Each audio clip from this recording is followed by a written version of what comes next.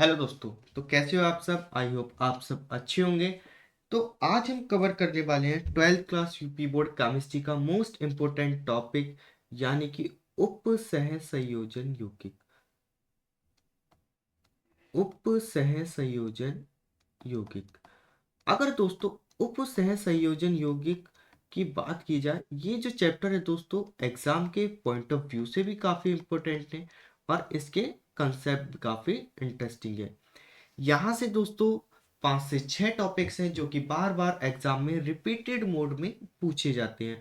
अगर हम उनसे 5 से 6 टॉपिक को अगर हम अच्छे से कवर कर लेते हैं तो हम 7 नंबर यहाँ से पक्के गेन कर सकते हैं। तो आइए दोस्तों शुरुआत करते हैं अपने आज के चैप्टर उप सह संयोजन यौगिक की। दोस्तों सबसे पहले समझते हैं कि उप सह संयोजन यौगिक होते क्या है। दोस्तों अगर उप सह संयोजन यौगिक को समझना है तो हमें उससे पहले समझना होगा कि योगात्मक यौगिक क्या होते हैं, क्योंकि उप सह संयोजन यौगिक एक पार्ट है योगात्मक यौगिक का। तो आइए दोस्तों शुरुआत करते हैं कि योगात्मक यौगिक क्या होते हैं। अब दोस्तों मान लेते हैं मेरे पास कोई आयन है। मेरे पास कोई आयन है। कैसे आयन है दोस्तों? मान लेते हैं मैं एक आयन ले लेता हूं, पोटेशियम आयन में एक ले लेता हूं। अगर मैं दूसरे आयन की बात करूं, मैं धातु के रूप में दूसरा आयन Fe ले लेता हूं। और तीसरे आयन की बात करूं, मैं साइनाइड यानी कि Cn ले लेता हूं। अब मैं दोस्तों क्या कर रहा हूं, एक वीकर ले रहा हूं। क्या ले रहा हूं दोस्तों? एक वीकर मैं यहाँ पर ले रहा हूं। जब मैं यहाँ पर एक बीकर ले रहा हूं दोस्तों, अब जैसे ही मैंने ये बीकर लिया, इस बीकर में मैंने इन तीनों आयनों को डाल दिया। अब जब मैंने इस बीकर में तीनों आयनों को डाला, तब ये तीनों आयनों ने मिलकर एक यौगिक बनाया। दोबारा समझते हैं दोस्तों कि मैंने एक बीकर लिया और इस बीकर में तरह तरह के आयकन, तरह तरह के आयन जैसे मैंने यहाँ पर लिए हैं, इन तीनों आयनों को मैंने एक बीकर के अंदर डाल दिया है। इसमें क्या होगा दोस्तों? K+ भी आयन होंगे, Fe भी होंगे और Cn आयन भी होंगे। अब इन तीनों आयनों ने मिलकर एक यौगिक बनाया। क्या बनाया दोस्तों? इन तीनों ने मिलकर एक यौगिक बनाया, जैसे K4 Fe CN6। इन्होंने मिलकर क्या यौगिक बनाया दोस्तों? ये यौगिक बना दिया। अब इन आयनों से मिलकर जो ये यौगिक बना है, इसी यौगिक को बोला जाता है दोस्तों योगात्मक यौगिक। मतलब विभिन्न तरह के आयनों से मिलकर बना यौगिक क्या कहलाता है? योगात्मक यौगिक कहलाता है। आई होप दोस्तों आपको समझ में आया होगा कि योगात्मक यौगिक क्या होता है। अब दोस्तों योगात्मक यौगिक भी दो तरीके के होते हैं। क्या होते हैं दोस्तों? योगात्मक यौगिक भी दो तरीके के होते हैं। कौन कौन से होते हैं आइए दोस्तों बात करते हैं। सबसे पहले कि योगात्मक यौगिक। अगर मैं योगात्मक यौगिक को देखा जाए दोस्तों, किसको देखा जाए दोस्तों? योगात्मक यौगिक को। योगात्मक यौगिक भी कितने तरीके के होते हैं? दो तरीके के। पहला उप सह संयोजन यौगिक। उप सह संयोजन यौगिक। अगर सबसे पहले योगात्मक यौगिक की बात करें तो उप सह संयोजन यौगिक, और दूसरे योगात्मक यौगिक की बात करें तो दूसरा योगात्मक यौगिक कहलाता है द्विक लवण। क्या कहलाता है दोस्तों? द्विक लवण कहलाता है। अब इन दोनों में दोस्तों बेसिकली डिफरेंस क्या होता है हम आगे बात करेंगे अभी। अगर मान लेते हैं उप सह संयोजन यौगिक का कोई उदाहरण लेना हो तो हम ले सकते हैं K4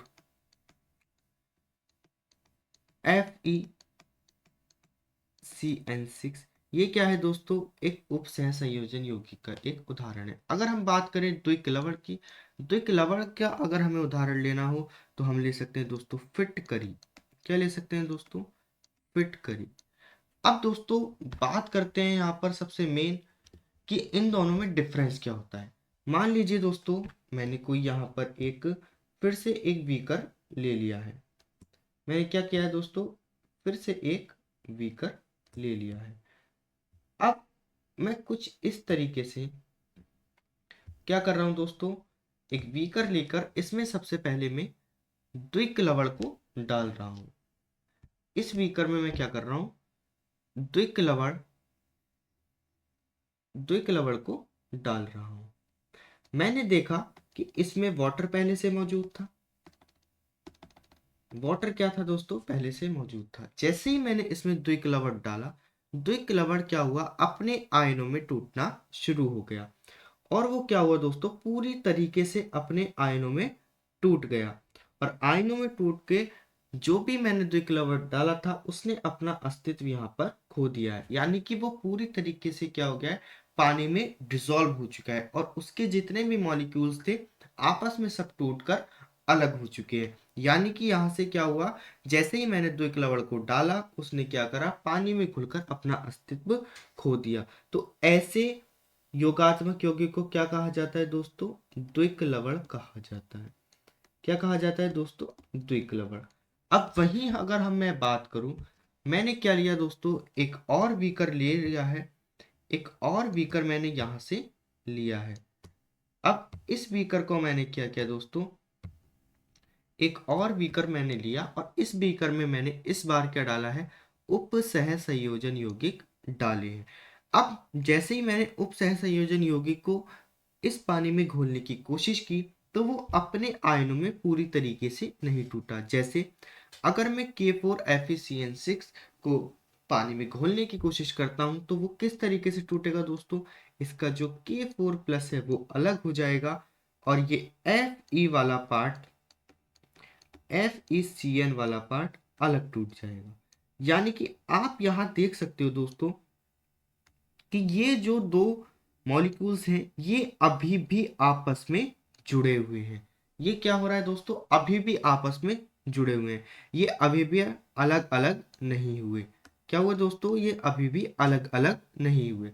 सिर्फ इसका कौन सा पार्ट अलग हुआ, K4 वाला जो पार्ट है वो अलग हो चुका है, लेकिन FeCN वाला पार्ट अभी भी अटैच में है। तो ऐसे यौगिक जो पानी में घुलकर अपना अस्तित्व नहीं खोते, या फिर हम इसको दूसरी तरीके से बोल सकते हैं कि ऐसे यौगिक जो पानी में घुलकर पूरी तरीके से आयनों में नहीं टूटते, ऐसे यौगिक को क्या कहते हैं दोस्तों, उप सह संयोजन यौगिक कहते हैं।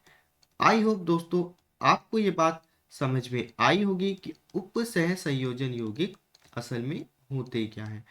अभी हम बात करेंगे आगे डिटेल में उप सह संयोजन यौगिक के कौन कौन से पार्ट्स होते हैं।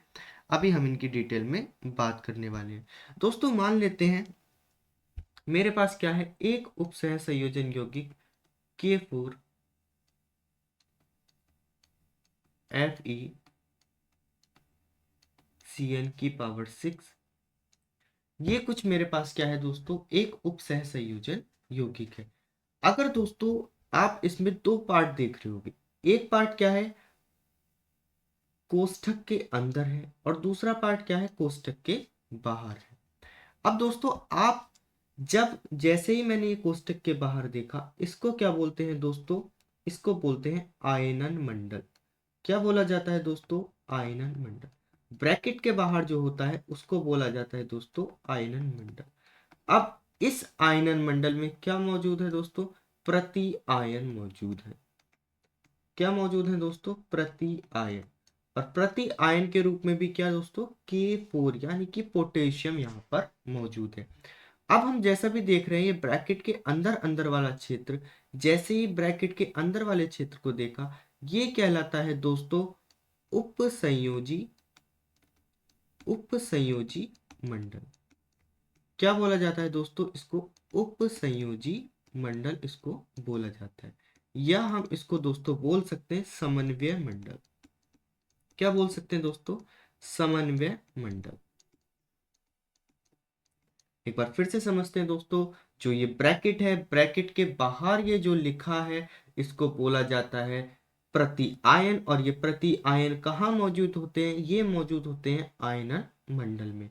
वहीं हम ब्रैकेट के अंदर की बात करें, ये ब्रैकेट के अंदर जितना भी क्षेत्र होता है ये कहलाया जाता है उप संयोजी मंडल, या फिर इसको कहा जा सकता है समन्वय मंडल। अब इसके अंदर क्या क्या मौजूद होता है दोस्तों, जो जैसे ही हम ब्रैकेट के अंदर घुसे जो भी हमारी पहली धातु पड़ी, जो भी पहली धातु पड़ी उसको बोला जाता है दोस्तों केंद्रीय धातु।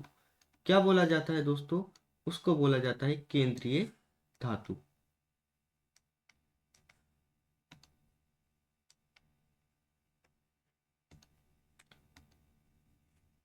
उसको बोला जाता है दोस्तों केंद्रीय धातु।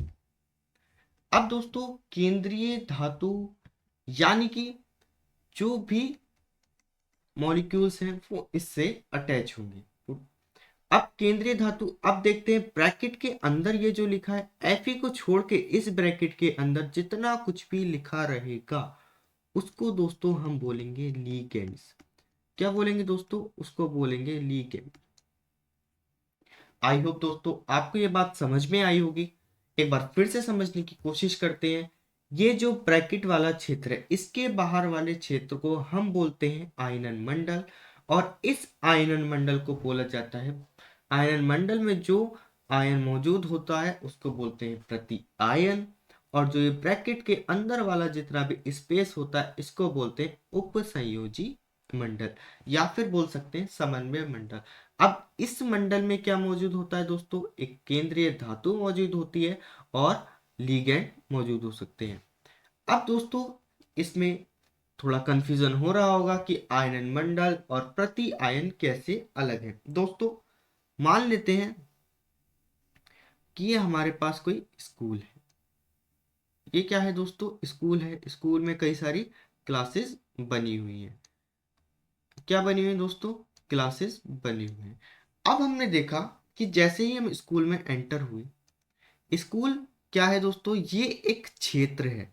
स्कूल क्या है दोस्तों? ये एक क्षेत्र है। अब इस क्षेत्र में कौन कौन मौजूद होंगे? इस क्षेत्र में जो दोस्तों मौजूद होंगे वो कौन कौन मौजूद होंगे? एक तो आप कह सकते हो सर इसके अंदर शिक्षक होंगे और विद्यार्थी होंगे। तो वो क्या है दोस्तों? वो इसके अवयव हैं कि इसमें क्या क्या मौजूद है।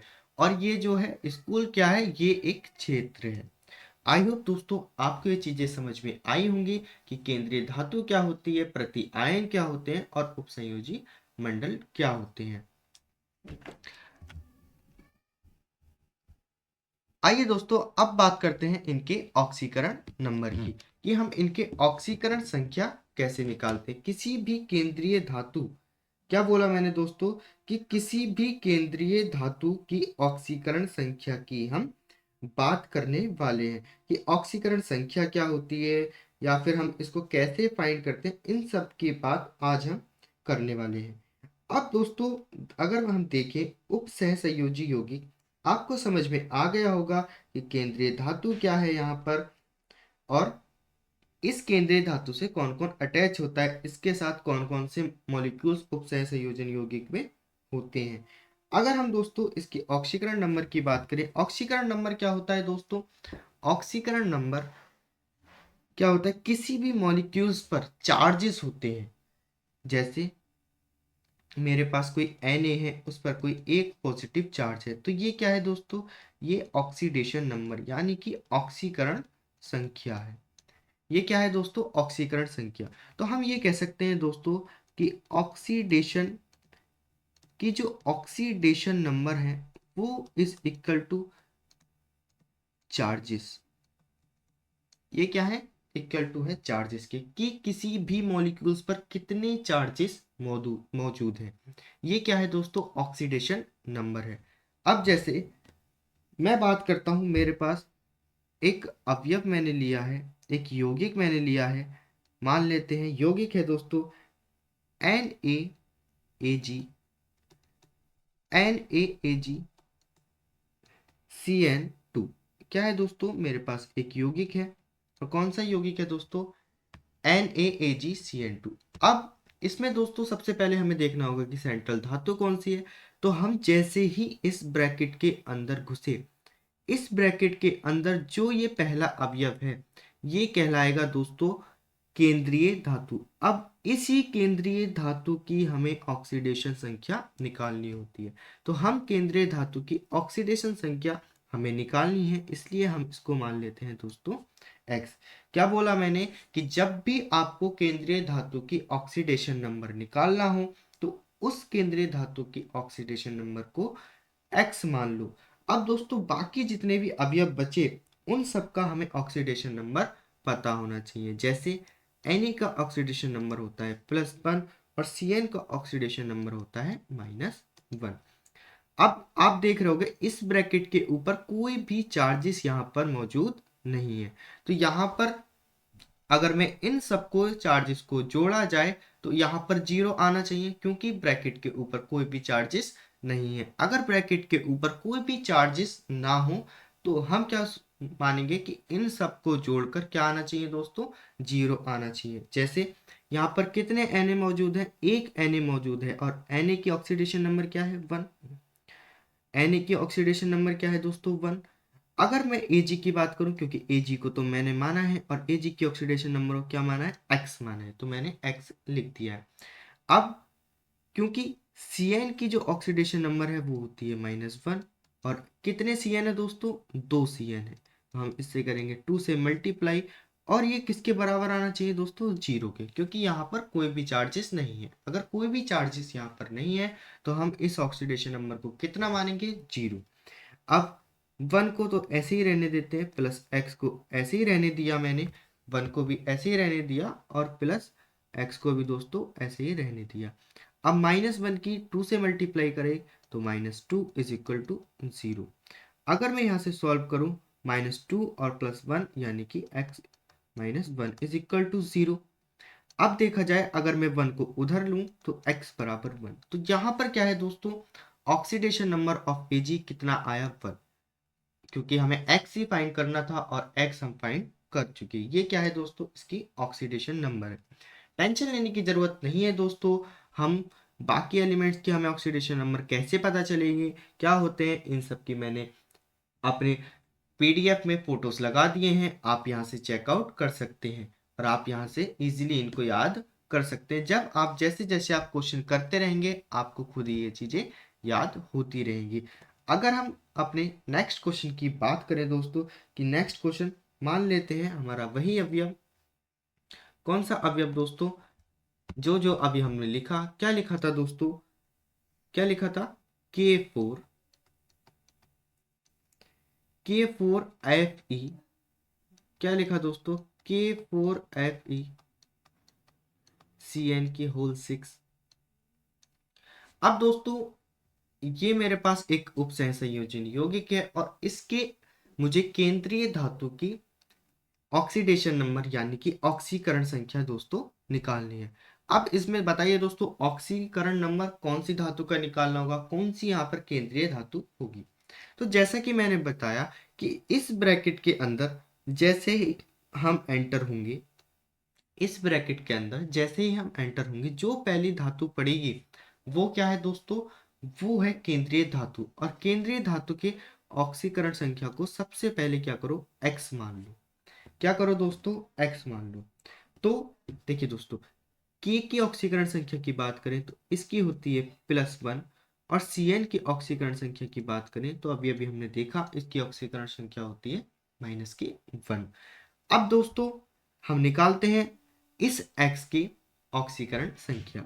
अब क्योंकि K की ऑक्सीकरण संख्या होती है 1 और ऐसे कितने K यहाँ मौजूद है, यहाँ पर दोस्तों 4 K मौजूद हैं, तो हमने 4 से मल्टीप्लाई कर दी है।